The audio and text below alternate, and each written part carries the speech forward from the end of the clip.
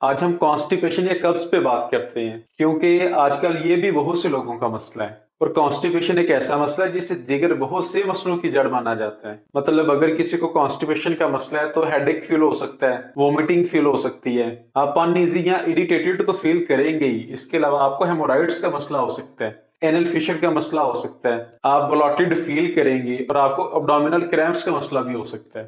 یہ تو ہم جانتے ہیں کہ یہ مسئلہ پور ڈائجسٹو ٹریکٹ کے ساتھ جڑا ہے۔ ہمارا گیسٹرو انٹیسٹینل ٹریکٹ اور ہمارا امیون سسٹم ایک دوسرے کے ساتھ ڈائریکٹلی کام کرتے ہیں، اور اس مسئلے کی سب سے بڑی وجہ ہماری پور ڈائٹ ہو سکتی ہے۔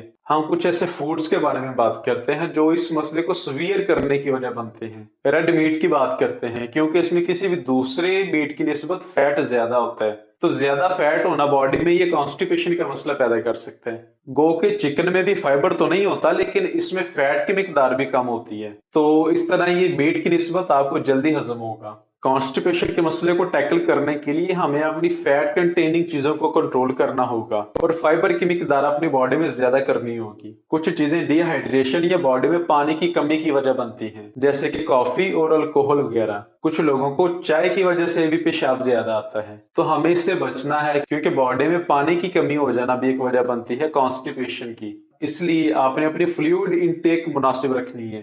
ڈیری پروڈکٹس جیسے کہ دودھ، مکھن، چیز وغیرہ میں بھی فیٹ کی مقدار بہت زیادہ ہوتی ہے۔ اس کے علاوہ ان چیزوں میں کیلشیم بھی پایا جاتا ہے جو کہ ہائی بانڈنگ پراپرٹیز رکھتا ہے، تو یہ چیزیں بھی کچھ لوگوں میں کانسٹیپیشن کی وجہ بنتی ہیں۔ آپ نے تلی ہوئی چیزیں یا پروسیسڈ فوڈز کا زیادہ استعمال نہیں کرنا کیونکہ یہ چیزیں بہت زیادہ ٹائم لیتی ہیں ڈائجسٹ ہونے میں، ہضم ہونے میں۔ آپ تازہ پھل اور سبزیوں کا استعمال زیادہ کریں۔ اگر آپ کو پری ایگزسٹنگ کانسٹیپیشن کا مسئلہ تو آپ نے کبھی بھی کچے کیلے یا ان رائپ بناناس نہیں کھانے کیونکہ اس سے بھی کانسٹیپیشن کا مسئلہ بڑھتا ہے۔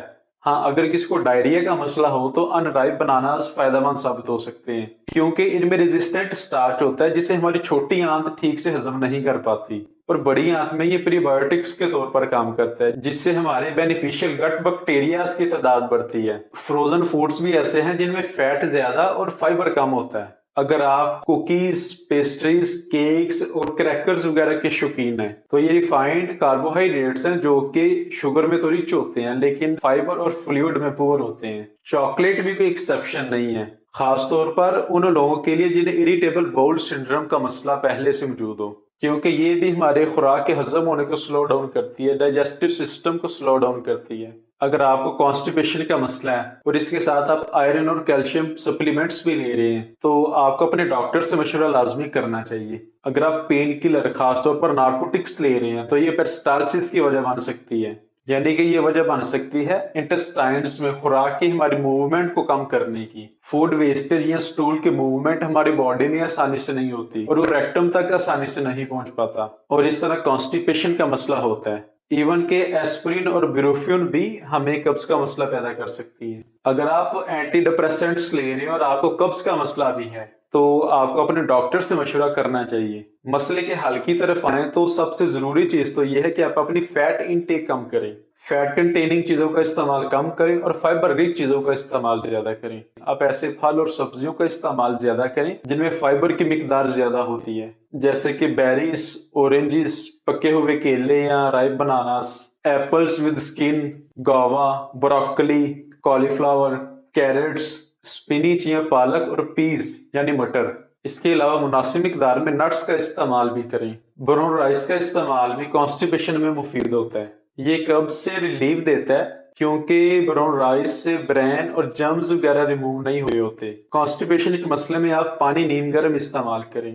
اس کے علاوہ آپ اسپغول ہرس کے استعمال کر سکتے ہیں کیونکہ یہ ایک سولیوبل فائبر ہے اور کانسٹیپیشن میں بہت ہیلپ کر سکتا ہے۔ آپ اسپغول ہرس کے 1 سے 2 چمچ رات کو نیم گرم دودھ میں مکس کر کے پی سکتے ہیں۔